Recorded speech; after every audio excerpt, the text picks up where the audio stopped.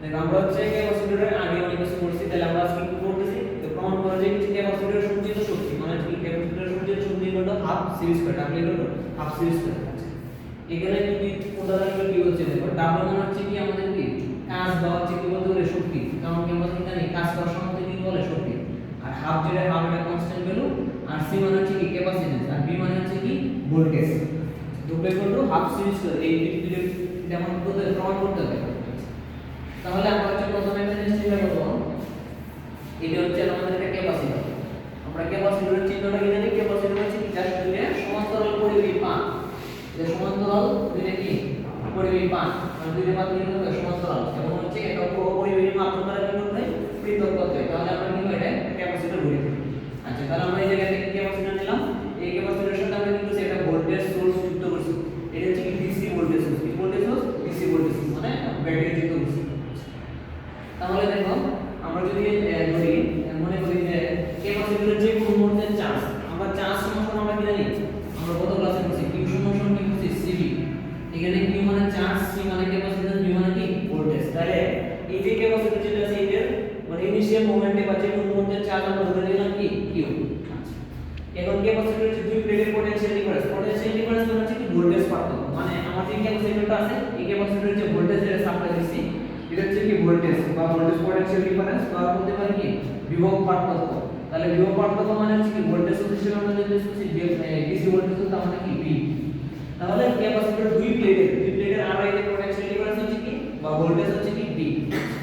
এখন আমরা যে চার্জ রেখেছি ইনিশিয়াল মোমেন্টে চার্জ যোগ করে নাও, ইনিশিয়াল মোমেন্টে চার্জ আছে কি কিউ, তাহলে কিউ চার্জ করতে আমরা কি করব বৃদ্ধি করে যদি ডিকিউ কিউ প্লাস ডিকিউ মানে হচ্ছে কি ডিফারেন্সিয়েটিং অফ চার্জ বলতে পারি বা হচ্ছে ওয়ান পরিমাণ চার্জ আমরা কি করতেছি বৃদ্ধি করতেছি, এবারে বৃদ্ধি করে কিউ প্লাস ডিকিউ তে যদি আমরা পরিণত করতেছি তাহলে যে কাজটি সম্পাদিত হবে সেটা হচ্ছে কি বি ডিকিউ। আচ্ছা এটা কোথা থেকে আসলো, আমরা কি জানি কাজ সমান কি জানি বল ইনটু কি জানি সরণ, আচ্ছা ফোর্স ইনটু কি ডিসপ্লেসমেন্ট। আচ্ছা এইখানে আমরা ফোর্স হিসেবে মানে ফোর্স বলতে পারি বা চাপ বলতে পারি সেটা হচ্ছে কি ভোল্টেজ, আর সরণ বলতে বোঝাচ্ছে কি ডিকিউ, মানে ডিকিউ পরিমাণ যে বৃদ্ধি করছি, চার্জ বৃদ্ধি করা মানে হচ্ছে কি যে আমার ইলেকট্রন ফ্লো হচ্ছে, আর ইলেকট্রন ফ্লো মানে কি জায়গায় একটা ডিসপ্লেসমেন্ট হচ্ছে মানে কি সরণ করছে, তার মানে চার্জ বলতে বোঝাচ্ছে কি ডিকিউ, আর হচ্ছে কি ভোল্টেজ মানে হচ্ছে কি জায়গায় আমরা ফোর্স চিন্তা করতে পারি।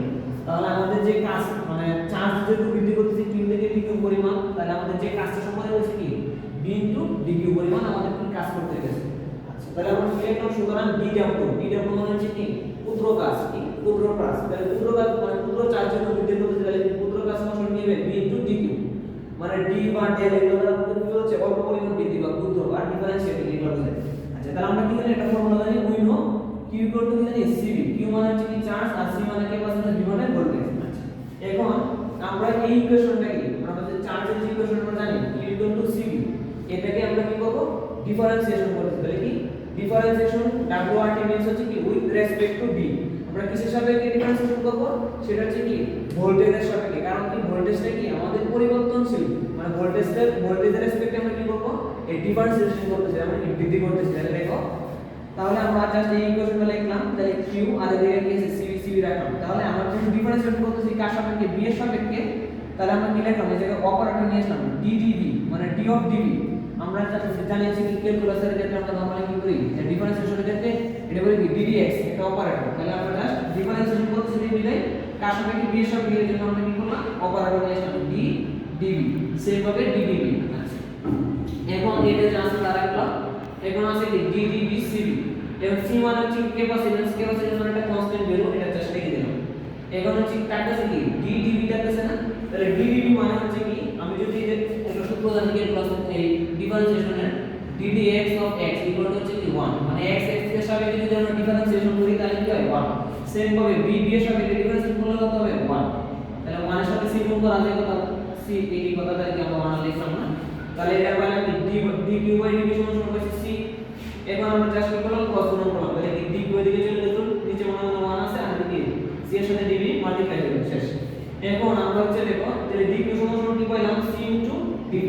আচ্ছা আমাদের যে কাজের যে ফর্মুলাটা ছিল সেটা কি ছিল dw সমান সমান কি ছিল b dq, তাহলে আমরা কি সেম ভাবে এই ইকুয়েশনের জন্য আমরা লিখি dw রাখলাম আর কি আছে b dq, তাহলে b এর জায়গায় রেখে দিলাম, আর dq এর বিভব আমরা কি পাচ্ছি মানে যে চার্জ যেটা বৃদ্ধি করছে সেটা পাইলে আমরা কি ডিফারেন্সিয়েশন করে c * dv, তাহলে c * dv আমরা লিখে দিলাম শেষ। এখন আমি যেহেতু চার্জ বৃদ্ধি করতেছি তার মানে আমার কি করতে হবে, আমার হচ্ছে কি চার্জটা বৃদ্ধি করা মানে কি ডিসপ্লেসমেন্ট করা, মানে সরণ মানে সরণ ভোল্টেজে, তার মানে আমার ভোল্টেজের কি করতে হবে, পরিবর্তন ঘটাতে হবে। তাহলে ভোল্টেজের পরিবর্তনটা কতটুকু হবে, তাহলে আমরা কি বলবো নাও পোটেনশিয়াল ডিফারেন্স 0 টু b, মানে কি 0 থেকে b হতে 0 হতে b তে যদি আমরা বৃদ্ধি করতে চাই তাহলে মোট কাজ সম্পন্ন হবে কি, তাহলে আমরা জাস্ট ইন্টিগ্রেশন করে দিলাম। তাহলে কি দেখো আমাদের যে কাজটা সেটা ইন্টিগ্রেশন করলাম, এই b এর রেসপেক্টে আমরা কি করব, ইন্টিগ্রেশন করতেছি। তাহলে 0 থেকে b এটা হচ্ছে ইন্টিগ্রেশন চিহ্ন, তোমার সেকেন্ড সেমিস্টার ইন্টিগ্রেশন এটা গুলো করবা তাহলে বুঝবা। তাহলে আমরা 0 থেকে b আর হচ্ছে যে ভ্যালুটা আছে এই ভ্যালুটা জাস্ট এটাকে বসাই দিলাম, ঠিক আছে। আচ্ছা এখন দেখো c হচ্ছে কি ক্যাপাসিট্যান্স, যেটা সামনে একটা কনস্ট্যান্ট ভ্যালু আমরা বাইরে নিয়ে আসলাম, যেহেতু আমরা কি এর অপারেটর কি dv, মানে কি মানে a এর রেসপেক্টে b এর রেসপেক্টে আমরা কি করতেছি, ইন্টিগ্রেশন করতেছি। তাহলে দেখো b কে যদি ইন্টিগ্রেশন করতে যাই তাহলে আমাদের সূত্র মনে রাখতে হবে সেম ভাবে integration x to the power n dx সমান সমান নিয়েছি কি x plus x to the power n plus 1 divided by কি n প্লাস 1 প্লাস c। আচ্ছা c তে যে লিখে দিচ্ছি না, জাস্ট একটা কনসেপ্ট করে দিলাম। তাহলে এটা হচ্ছে আমাদের ইন্টিগ্রেশনের একচুয়াল সূত্রটা। তাহলে এই সূত্রের রেসপেক্টে যদি আমরা সেম এই কাজটা করি তার মানে আমরা কি করব, b কে dv এর সাথে কি করব, ইন্টিগ্রেশন করব। তাহলে সেম ভাবে যদি আমরা করব এই জায়গাতে এটা হচ্ছে কি লোয়ার লিমিট, মানে নিচের একটা আর আপার লিমিট হচ্ছে কি, মানে 0 থেকে b এর মধ্যে আমরা কি করব, ইন্টিগ্রেশনটা করতেছি। কাকে করব, b কে, কার সাপেক্ষে, dv সাপেক্ষে। এটা যদি করি তাহলে আমাদের এই b এর পাওয়ার কত আছে, মনে মনে 1 আছে, কোনো কিছু নাই মানে কি আছে 1, তাহলে আমরা লিখে দিলাম 1, মানে বোঝার সুবিধার্থে। তাহলে আমরা কি লিখতে পারি 1 প্লাস 1, মানে আমাদের integration x to the power n কত ছিল, x to the power n plus 1 divided by n plus 1, তার মানে কি আবার পাওয়ার যেটা যোগ করছে এটা বসাই দিলাম। তাহলে এটা কি কাজটা করব এই জায়গায়, তাহলে এটাকে যদি ইন্টিগ্রেশন করি তাহলে b টু দি পাওয়ার কি 1 প্লাস 1 ডিভাইডেড বাই 1 প্লাস 1, আর আপার লিমিট যা আছে তা বসাই দিলাম, লোয়ার লিমিট যা আছে তা বসাই দিলাম। তাহলে আমাদের কি বাকি থাকছে যে c বসাই দিলাম, 1 প্লাস 1 মানে কি 2, মানে b square divided by 2, upper limit b lower limit 0। তাহলে দেখো আমার যে 2টা এটা কি কনস্ট্যান্ট ভ্যালুটা আমরা বাইরে নিয়ে আসলাম, গেট সহজে c/2 নিয়ে আসলাম, আর এই যে b স্কয়ার। এখন দেখো এই আপার লিমিট যেটা আছে, আপার লিমিট কি হবে, এই যে আমাদের যে যেটাকে ইন্টিগ্রেশন করছি এই যে ভেরিয়েবলটা যেটা বসবে, তাহলে কি আপার লিমিট বসে দিলো শেষ। তাহলে b এর জায়গা বসে গেলে b স্কয়ার মাইনাস সূত্র হচ্ছে মাইনাস, আবার কি লোয়ার লিমিট বসবে, তাহলে লোয়ার লিমিট আবার b এর জায়গা বসাও, তাহলে কি 0 স্কয়ার। তাহলে আমাদের কাছে কি c/2 আর এর কাছে কি b স্কয়ার। তাহলে আমরা কি লিখতে পারি, সুতরাং আমাদের কি যে কাজটা সম্পাদিত হবে ক্যাপাসিটরের সেটা হচ্ছে কি c/2 মানে হচ্ছে কি লিখতে পারি হাফ, আর c স্কয়ার, ঠিক আছে, এটা হচ্ছে আমাদের প্রমাণ।